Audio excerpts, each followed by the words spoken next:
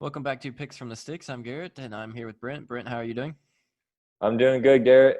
I'm excited for another great week of horse racing. We got a full stakes card at Belmont Park this weekend, a bunch of big races, obviously headlined by the first leg of the Triple Crown this year, the Belmont Stakes. Yep. Last week was a little lull in racing, but that was quiet before the storm. We do get a Triple Crown race a little bit out of the order, but that's all right. We'll take it. Since there is a little jumble in the order, though, Brent, we have some horses holding out on the Belmont. You want to tell us a little bit about those? Yeah, I mean, obviously it's a weird year. If some horse does happen to win the Belmont, the Derby, and the Preakness in order, there's going to be asterisks behind it as a Triple Crown winner because a lot of horses, there's just a lot of races that are going on that are outside of the Triple Crown. Mm-hmm. You know, Santa Anita just ran their big Santa Anita Derby a couple weeks ago. We talked about Honor AP and Authentic. Yep. Those two horses are very quality horses. We should see both of them in the Derby, Yep. but they're California horses. So both their trainers opted to run there, and there's some horses that are opting to run in the Bluegrass Stakes at Keeneland Park in Kentucky. Yep. Horses that are based in Kentucky are going to run in the Bluegrass Stakes in a week or two. So, yeah, not every horse. We're not definitely seeing the top horses in the Belmont as we normally would for a first leg of the Triple Crown. Sure. And that's the reason why, just because horses and the trainers are, they're going to be favorable to the tracks that they're accustomed to. Yep. Now, those other tracks around the country, they are still running, but they're kind of taking a back seat to Belmont for the weekend. So we won't go over any races at any other track other than Belmont. And I think we're looking for our multi-race wager, Brent. I think we're looking at the pick 5 play here, starting from race 6 with a stakes race and then ending with the Belmont. So there's 4 total stakes in there. And we kind of wish that they would have moved that second race to the end so we could have a full card of our full pick 5 of stakes races, but we get an allowance thrown in there to kind of mess it up. That's what they're going to do. They're going to make it tough for Yeah. anybody, but it's still a great card. And that is, if you're trying to play an optimal bet, trying to make the most money possible, the pick 5 is where you're at Belmont Park this weekend. So that's what we're going to try to shoot for. That sounds good. Be sure to follow us on Twitter at PicksFTSticks. During Belmont Day, we're going to keep up with all the races, keep up with our picks, and track how they are doing. So, Brent, I think we're going to get right into it with race 6 at Belmont is the Wonder Again Stakes. It is a grade 3 for $150,000. It's for 3-year-old fillies, 1 mile on turf. Really small field here to start out the pick 5. So maybe one of those where you throw the majority of the field so you're not already out. Um, Having a Triple Crown race on the card, it brings quite a few big-name jockeys along with it. Just a random little tidbit I noticed for this grade 3 was the jockey names we get for this small field. Joel Rosario, Jose Ortiz, Manuel Franco, who will ride Tiz the Law later, John Velasquez, and Javier Castellano. Those are pretty prominent names in the sport. And fun fact, I did the math. Their combined career earnings riding horses is $1.2 billion. So that's a decent number for a Now little grade 3. yeah, all the best jockeys are going to be up in New York this weekend. There's no doubt about that. And the trainers have realized that, and they brought their best horses, not even including the jockeys. Let's talk about the trainers. We've got Todd Pletcher. We've got Barkley Tagg. We've got Bill Mott, Chad Brown. So this is a loaded field full of experienced jockeys and trainers, and that's how it's going to be throughout the card. That's just the start in the middle of the card here. So on to the horses. I'm going to start with the morning line favorite, number 2, Sweet Melania. She's a daughter of American Pharaoh, and the 5, Selflessly. Both ran in the Breeders' Cup Turf Juvenile back in 2019 in November. Sweet Melania led the race midway down the stretch and lost it to finish third by a length. Selflessly was kind of middle in the pack the entire way. I think finished fourth or fifth. The race had a pretty fast pace with a 47-second half-mile split and a 1:34 finish. So that's pretty quick for turf. Moving on to a horse that has slightly lower morning line odds to Selflessly, the number 3, Highland Glory. Has been at Gulfstream her entire 3-year-old season so far. broke Maine with a 134 mile and followed that up with another 134 mile in an ungraded stakes race. So she's got the speed. Next time out, in her most recent race, she ran into some traffic. You see that on the program, and finished second in another ungraded stakes race. So no major experience for Highland Glory, but her 2 wins to open up 2020 were pretty darn fast. And kind of one I'm scratching out, get it down to a 4-horse field for as far as picking for our pick 5. The 4 Antoinette, not seeing much there. And then I'll wrap it up with number 1, Speak to Me of Summer. She's trying Lasix for the first time after back-to-back slowish 1-mile wins to end 2020. Brent, are we just leaving off the 4? Is there anybody that you would shave? Are we keeping 4 horses in this 5-horse field? I don't think we can. If you're playing a pick 5, I think that's too much to add. We kind of talked about this at Santa Anita last weekend, and we had a lot of horses at Santa Anita. If that would have hit, still would not have profited us much. So you have to shave horses. In this one, I think I agree with the 4. The next horse that I think was a throwout is the number 1. Only a maiden and an ungraded stakes race win. Speed figures don't really compare to the rest of the field. So I don't like the 1 either. The 2, the 3, and the 5, the ones that we've looked at and we've watched their races, those are the ones that it comes down to. I think obviously the 2 is a must-have. Sweet Melania is the speed in this race. She's going to lead, and she's a must-have, no doubt about it. So the question is the 3 and the 5. Are you going to have them both, or are you going to just pick one out of the 2? Personally, I like the 5. I think that she has higher upside. And the 3, while impressive, has been running in lower level stakes races. And even in her last race, ran well, but could not even win just a $75,000 stake race. I would leave off the 3 and just play the 2 and the 5. 2 and 5. But you could definitely use the 3 as well. We'll see how many horses we end up using there towards the as we go on through this pick 5. Yeah, I think the 3 is the questionable one here. The 3 is depending on who you have, whether you add or not. Sounds good. All right, so we will move on to the only non-stakes race in this pick 5. This will probably shake up things a little bit, spread some money around. There's a full field in this one and no big favorites. It is a $56,000 allowance for 3-year-olds and up, fillies and mares, foaled in New York. And it is 6 furlongs on inner turf. So I'm going to go ahead and lock in 3 horses, starting with the 4, Stronger Than You Know, who just broke maiden with a 109.6 furlong win earlier this month at Belmont. Then I'll take the 3, Single Verse, and 12, Spadestown Gal. They broke maiden, tested stakes waters, and now they're dropping back down into allowance. Kind of rely on you, Brent, to pick through the program. Those were the only 3 that really stuck out to me, to where they have to be on in this open race. Yeah, it's a wide open race. I agree with all those picks. I would use them all. I think this is the race where you want to cover the field well.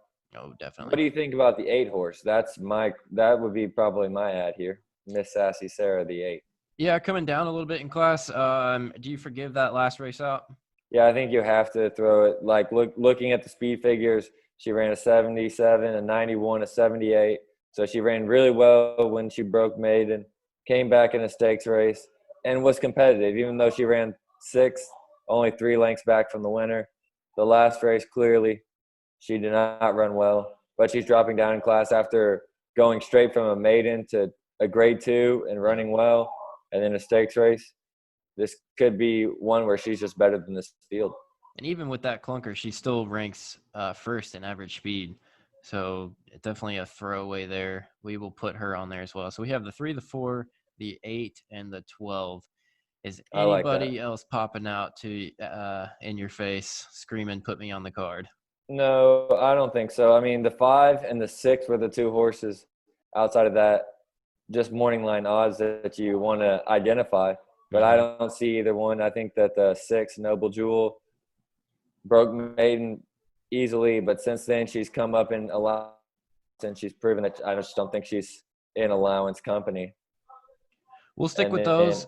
Yeah, and the 5 is about the same way. The 5 has run so many times, 15 career races, only 1 career win. Yeah. So I'm not too worried about either of those. I think if you have those 4 horses, that's good on the allowance race, and then you move on to the stakes from there. And just pay attention, see if that gets switched to the main track for any reason. And there's 3 that will draw into the field if there are any scratches. So just watch out for those towards closer to when you need to put this pick 5 in. So we will go back to stakes races. We get to end with 3 grade 1s with race 8. Pronounce this watch company for me, Brent. Longines. Longines. Acorn Stakes. It's a grade 1, $300,000 for 3-year-old fillies, 1 mile on dirt. It is a 7-horse field, a little on the small side, but the one is that Gamine will be the heavy favorite. 1-1 morning line. One of Baffert's horses. Did not run as a 2-year-old, but she's undefeated 2-0 as a 3-year-old. Maybe the other horse I'd pair with Gamine in this one is the 4 Casual. Both Gamine and Casual rank 1 and 2 in average speed, and both are trying a stakes race for the first time, bumping all the way up to a grade 1. I think those 2 are lock sprint. Are you shaking off the lack of stakes experience for these 2? And do you see any threats out of those 2 horses, favorites? they mirror each other. They're both 2-0 lifetime, lightly run, but have performed well. I think it makes sense to have both of them. But the only horse that I think could beat would be the number 2, Lucrezia. Mm-hmm. I do like this filly. She's been impressive in stakes races before. In her last 3 races, going back to December of 2019, won a stakes race, then absolutely blew away a stakes as a bigger, she wasn't the favorite. Mm-hmm. Went off at close 6-1, blew that field away by 5 lengths, came back in her last race in the Gulfstream Park Oaks down in Florida, lost to Swiss Skydive, who has set the world on fire. Swiss Skydiver, incredible. We've talked about Swiss Skydiver recently. Yep. So that losing to her is nothing to be ashamed of. I would like to add Lucrezia, and then you have to add the 2 undefeated fillies. Those are the 3 I would like to use here in the Acorn. For the 4 Casual, do you have any concern that she has never gone a mile? I do. I really do. Honestly, if we're ranking the horses who I'm most confident, it would go the 1 Gamine, Bob Baffert's horse, and then it would go the 2 Lucrezia, the 4 Casual. So if there was a horse that I would leave off this field, it would be Casual, because there are a lot of question marks. But with Ashton and Ricardo Santana Jr. on the board, on the helm, 2-0 lifetime, I want to use her. I'm not going to get beat by Casual. Nope. So we'll stick with those 3, 1, 2, and 4 for race 8. Going to race 9, it is the Jaipur Stakes. Did I say that right? Jaipur. There we go. Grade 1, $250,000, 3-year-olds and up, 6 furlongs on the inner turf. We bump up the field to 8 horses in this one. Maybe not a race you get particularly excited about with turf sprinters. Looking at this race, though, it's a fairly even field. I would say there are about 4 horses, about half the field, that it wouldn't be surprising if they won. If you do your research, kind of a race that you want as part of your pick 5 to spread some money around, and at least it's a grade 1, at least you're picking on some talent. The 2 through 5 are your top 4 favorites, 2, 3, 4, 5. Then it drops down to the 6 and 7 horses at 8-1, and then another drop to the 1 at 10-1, and your longest shot 50-1 at the number 8. So it kind of drops down in tiers there. Are we taking the top 4 favorites in this 1, 2, 3, 4, 5 and letting it ride? Let's make it a little fun. Let's take 3 out of the 4. I don't like any of the long shots. I think we can cross those off. But out of the 4 favorites, let's pick 3 of those. Try to limit the ticket a little bit. Is there one of those 4, 2 through 5 that is not as enticing? I think they're all great horses. You've got Alexandra from Australia, 7-2. The 2 horse Texas Wedge, who has run in America a lot and is definitely one of the bigger names in this race.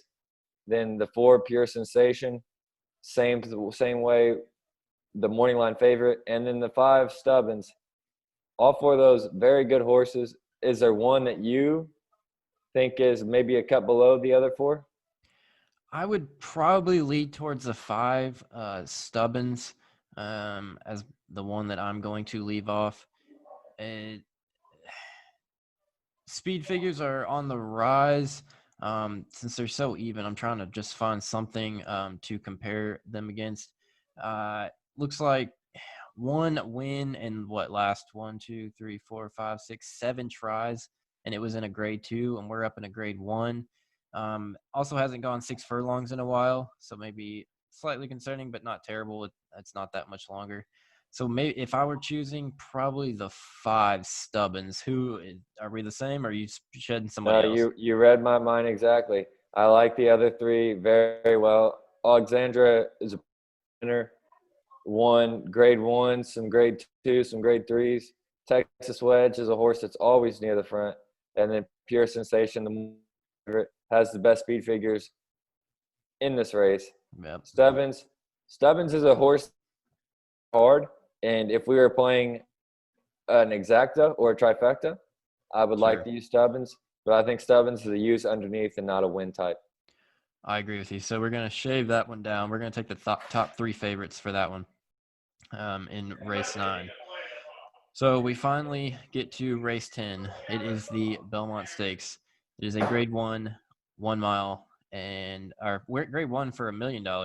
It is for 3-year-olds, and they backed up the race to 1 mile and an eighth on dirt for this Belmont.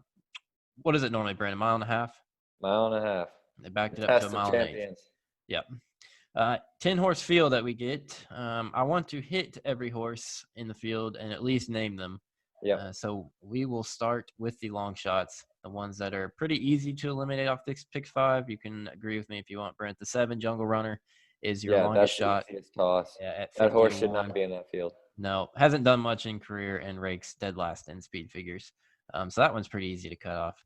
Next, what do you think Jungle Runner goes off at? 99? 150. Yeah. So next to go, I think, is the 6-4 at 30-1 morning line.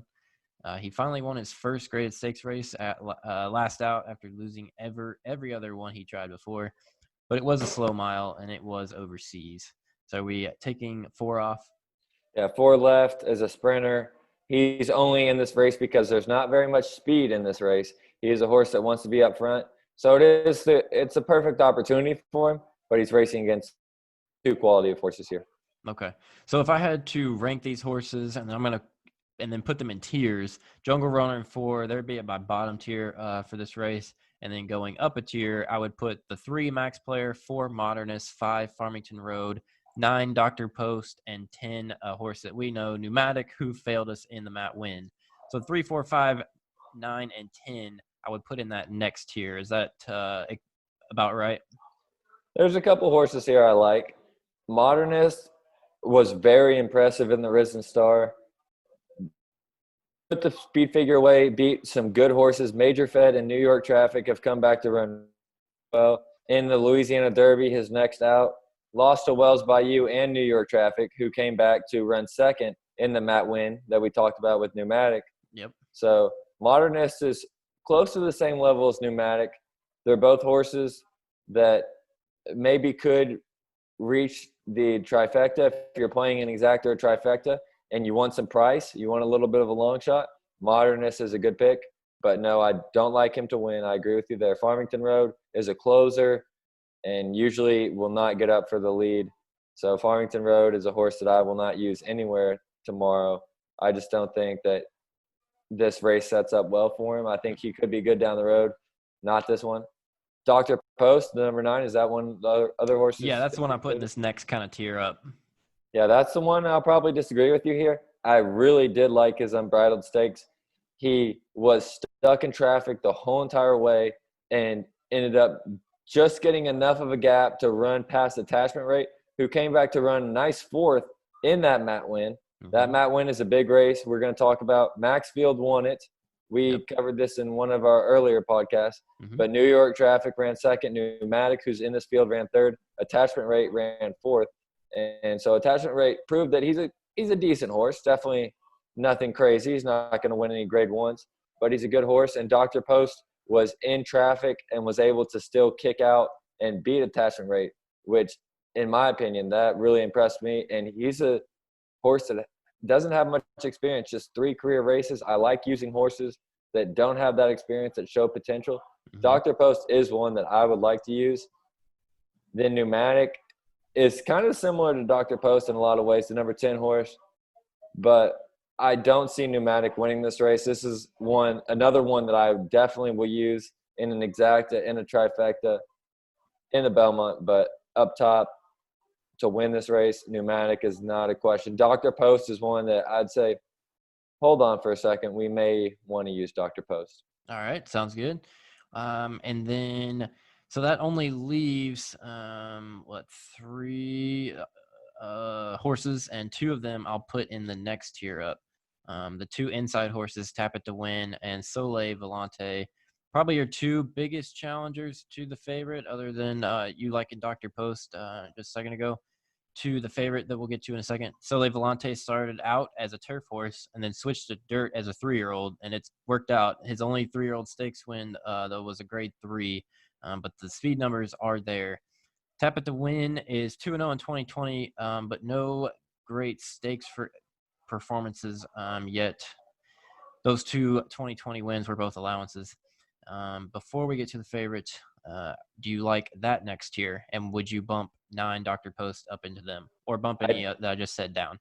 I do agree. I think that I think there's 4 horses that could win this race. Okay. And it's Dr. Post, these 2, and obviously the one that we're going to get to. Those are the 4. If anybody else wins this race, then maybe I shouldn't be doing horse racing podcasts. Sure. But very understandable. But that's horse racing for you. Yes, you know, there's a Giacomo, there's a Mind That Bird every once in a while in a Triple Crown race. Mm-hmm. But Tap It to Win, the main thing that everyone is attracted to is the way that he ran in his last race. Yes. There's no doubt about it. That's his draw. That's the reason that Mark Casse trained War of Will, who won the Preakness last year. He also trained Sir Winston, who won the Belmont last year. Mark Casse has won the last 2 Triple Crown races. He's trying to win 3 straight Triple Crown races, and the reason he put Tap It to Win into this field is because of his last race. It was incredibly impressive. There's no doubt about it. He ran against Mystic Guide, who was one of the horses that we talked about in the Max Win, going back there. Mystic Guide was supposed to run in that race, scratched out of the graded stake to run in this allowance as the favorite, and Tap It to Win absolutely ran him off his feet. Wait, gate to wire. Yes, wire to wire. That's one of the reasons people like Tap It to Win. He is one of the only speed horses in this race. He's going to be on the lead. If we're looking at the backstretch, halfway through this race, there's only 2 horses that could possibly have the lead. It's the number 1 Tap It to Win and the number 6 4 Left. Yep. So Tap It to Win. If 4 Left does not fire, or if 4 Left fades early, and Tap It to Win is comfortable on the lead, he could have enough juice to take it all the way home. So that's a horse that definitely it makes sense why he could win. I just think that there are more proven horses in the field. Yes. Personally, I would not use Tap It to Win because I think there's other horses that have proven it. And one of the horses that's proven it for is the number 2, Soleil Volante, 9-2 morning line odds. And this horse, 3 incredible races in his last 3 starts, all in 2020. Tap It to Win has 1 impressive race. In my opinion, Soleil Volante has 3 impressive races. Yep. So this is a horse that I would like to use. In the Sam F. Davis, went by the whole entire field, beat a really good field. Well, maybe a sprinter, but this was just over a mile. And then in the next race, lost to King Guillermo and Texas Swing, who's a horse that we want to use in the race just prior. Now Texas Swing going to turf. And so Soleil Volante, a very good horse. And then in his last race was really just a tune-up. Wasn't really trying to win that race, just more of just a practice race before this big Belmont Stakes. So the only question with Soleil Volante is, will there be enough speed in this race to tire out the front horses and allow him to come from the back? In all of his races, he's a deep closer. He's going to sit behind the field and try to make one big move on that final turn. Yep, he is definitely a stalker, just like our favorite. The number 8 horse, Tis the Law, is 6-5 morning line. Your Florida Derby winner back in March. pace stalker, and then he turns on the jets down the stretch. Yeah. Are you singling him here? Is he that big of a favorite? Or do we have to use multiple horses with Soleil and company for this pick 5? That is the biggest question here for sure. If you like Tizzle, I completely agree with you. And I do like Tizzle. Tizzle has run so well. His one lone defeat in 5 career lifetime starts was in a grade 2 last year in November on a sloppy track. Yep. And just got run down by 2 closers who have come back to be quality horses, Silver Prospector and Fennec the Fierce. Neither of them are going to win the Derby, but they might draw into the Derby. They're quality horses. It's not like he was beat by some allowance horse. No. And since then, the 2 impressive races down in Florida, beating Ete Indian and then beating Ete Indian again along with Gouverneur Morris and Independence Hall in a very impressive race. I think Tizzle, it depends on how you're playing it. In a pick 5, there's certainly something to be said for singling that horse if you either have the money to the minimum or just to keep your ticket small. But the only other horse that I would add personally would be Dr. Post. I like Solante as a horse. I think that he's going to win some big graded stakes going forward. I just don't think this race sets up well for him because of the pace, because I think it will be a slow pace. It's going to be hard for a closer to run into. Where Tizzle he's more versatile. He can run close to the lead. He's shown that in the Florida Derby. He can run off the lead if he needs to. If the pace does heat up and the number 1 tap it to win and 4 left get into it, Tizzle can back off. If it's slow, he can sit right near them. He's definitely the one to beat. I think that Dr. Post is the only horse that has the potential to beat Tizzle if Tizzle is running even close to his A game.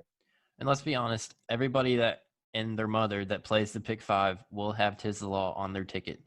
So when that will pay board comes up, that number for Tizzle is going to be significantly smaller than every other horse in the race. Yes, it will be the lowest by at least double, if not triple. Yes. So the difference between depending on how favorites come through. Which is why it's nice to have a second horse. And I don't want the second favorite. I love Soleil Volante as a horse. I don't think this is the race for him, so I don't want the second favorite if I'm playing a pick 5. That personally, I go for a longer shot, like a horse like Dr. Post that probably will go off as the 4th or 5th favorite in this race.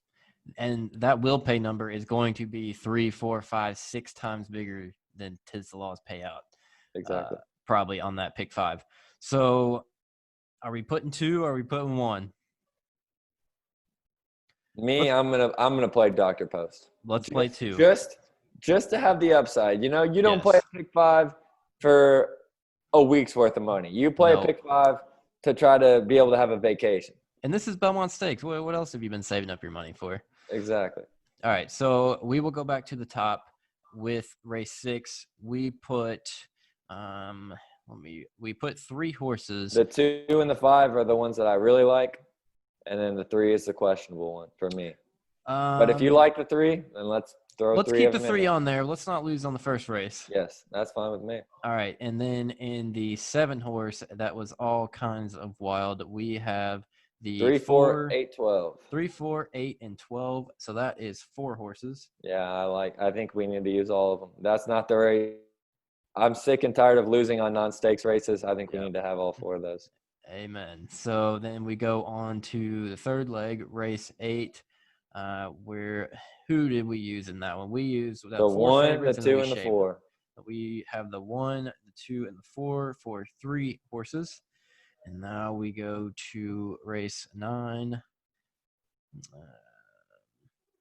with the 8 horse field, and we narrowed it down to 2, 3, 4. 2, 3, and 4. Another 3 horse in that.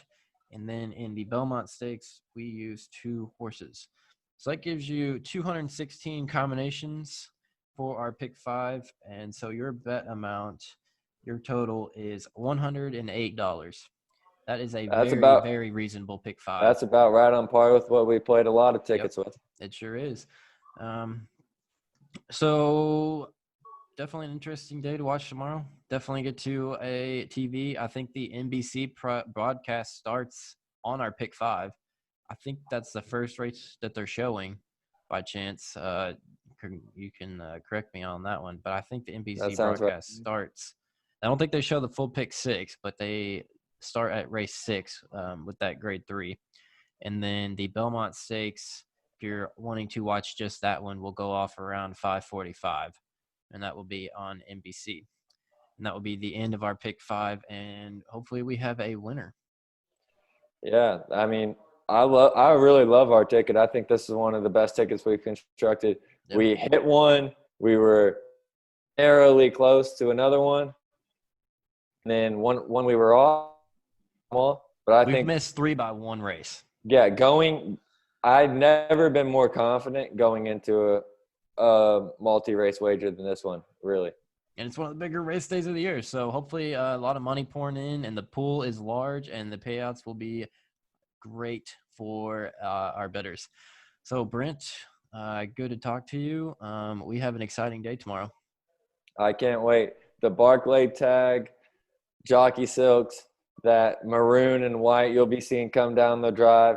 'Tis the law. He's going to be there. There's no doubt about it. Yes, he will. If you want to play some other exotics, like I said, use Dr. Post, use Modernist, use Pneumatic, use some of the longer shots, maybe fit in the trifecta. But this is going to be a fun day, and I'm excited for it. Yes, it is. All right, Brent, we will convene next week and see how we did. Well, thank you so much, Garrett. Appreciate you having me. Happy gambling.